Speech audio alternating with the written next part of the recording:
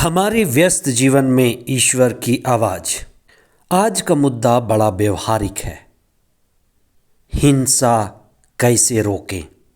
हिंसा का पहला कदम नकारात्मक सोच है, जिसे नकारात्मक वाणी आती है और क्रोध बढ़ता है, जो हिंसा के आखिरी कदम हत्या तक ले जाता है। हत्या तभी रुकेगी जब हम मन को शुद्ध करेंगे और वचन पर नियंत्रित करेंगे। मन और वचन के नियंत्रण से ही क्रोध पर नियंत्रण हो सकता है और हत्या रुकेगी। 10वां सामान्य सप्ताह 15 जून 2023, बृहस्पतिवार। पहला पाठ कुरिन्थियों के नाम संत पौलुस का दूसरा पत्र, अध्याय 3 पद संख्या 15, अध्याय 4 पद संख्या 1 तथा 3 से 6 तक। संत मती का सुसमाचार, अध्याय 5 पद संख्याएं 20 से 26 तक। दुनिया का सबसे पुराना शिलालेख पत्थर पर खुदा हुआ नीति वचन मिला है, जिसको कहा जाता है कोड ऑफ हम्मुराबी। हम्मुराबी अपने समय का बड़ा न्यायी शासक रहा। उसने पत्थर पर खुदवाया कि बलवान कमजोर पर अत्याचार न करे। जो बलवान होता है वो दुर्बल और कमजोर पर हमेशा अत्याचार करता है। ईश्वर ने जब मूसा को 10 आज्ञाएं दी तो उनमें से 5वीं आज्ञा थी हत्या न करना। ईश्वर ने हत्या करने, जीवन लेने, प्राण लेने का अधिकार मनुष्य को नहीं दिया। हम जीवन नहीं दे सकते, हमें जीवन लेने का अधिकार भी नहीं है। जीवन ईश्वर देता है और हमें जीवन का सम्मान करना है, इज्जत करना है, जीवन को सुंदर बनाना है, हिंसा से बचना है। हिंसा का परिणाम सजा है। जो भी हत्या करेगा उसे सजा मिलेगी। ये नबियों के समय में बड़ा प्रचलित रहा।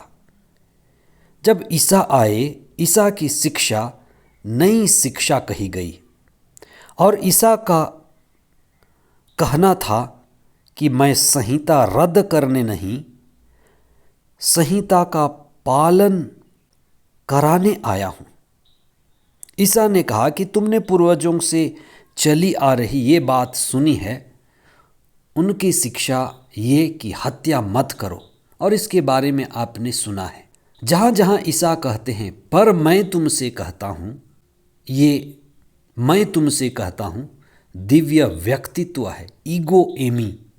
ईसा की वाणी ईश्वर की वाणी है।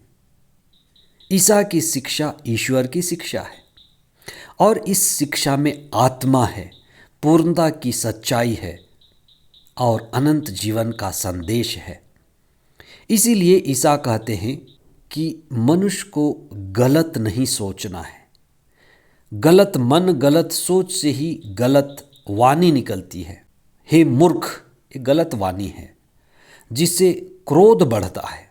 क्रोध मत करो, पर ये मन और वचन के नियंत्रण से ही क्रोध पर नियंत्रण संभव है। क्रोध और हत्या का बड़ा गहरा संबंध है। क्रोध नहीं तो हत्या कर पाना बड़ा मुश्किल है। हत्या हिंसा का आखिरी कदम है, लेकिन कोई भी बिना हिंसा के हत्या नहीं करता। क्रोध आना जरूरी होता है। हत्या बड़ा अपराध है और यह हिंसा का आखिरी परिणाम है। पर हम आखिरी परिणाम को रोकने से पहले परिणाम को ही क्यों नहीं रोक लेते? अगर हत्या रोकना है, हत्या के मूल कारण को जानना है, शुरुआती कारण को जानना है, पकड़ना है, उसे उखाड़ना है।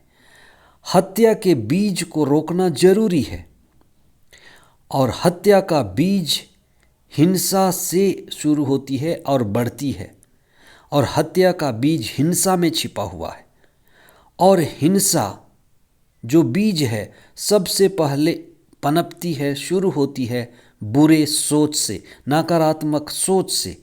और नकारात्मक सोच से ही मन में नकारात्मक वाणी फूटती है। जो हम सोचते हैं वही हम बोलते हैं। हिंसा सोच से वाणी में, वचन में आ जाती है। हिंसक वचन, हिंसक वाणी हमें क्रोध पैदा करती है। हिंसक वाणी से हमारे अंदर क्रोध बढ़ता है।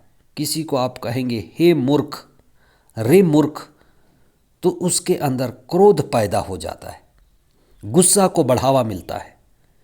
और अपशब्द की लड़ाई से केवल मुंह की लड़ाई नहीं, लेकिन हाथापाई हो जाती है।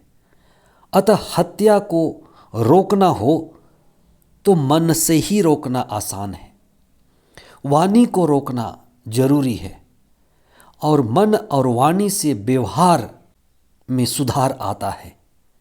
इसलिए ईसा जो हमें कारण बताते हैं हत्या को रोकना है तो मन को सही करना है, वाणी को सही करनी है, भाव को, आदर भाव को बढ़ाना है, एक दूसरे के प्रति प्रेम भाव को बढ़ाना है, क्षमा भाव को बढ़ाना है, जो मन से ही, प्रार्थना से ही, अच्छे विचार से ही, सुविचार से ही शुरू होती है। इसलिए कहा जाता है जैसा मन वैसा वचन, जैसा वाणी वैसी ही पानी।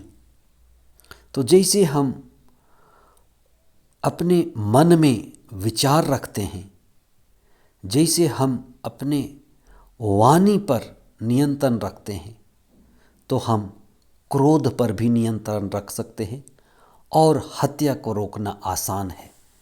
आइए हम प्रार्थना करें कि हम कुछ समय मौन हो जाएं, मन के तनाव को, जीवन के तनाव को, और जितने भी हमारे अंदर क्रोध है, हिंसा है, उसको प्रतिदिन प्रार्थना में, समर्पण में, क्षमा में प्रभु को समर्पित करें और प्रभु के नज़दीक बैठकर क्षमा देने की भावना, प्रेम की भावना, स्वीकार की भावना और सहानुभूति और प्रेम की भावना को बढ़ावा दें।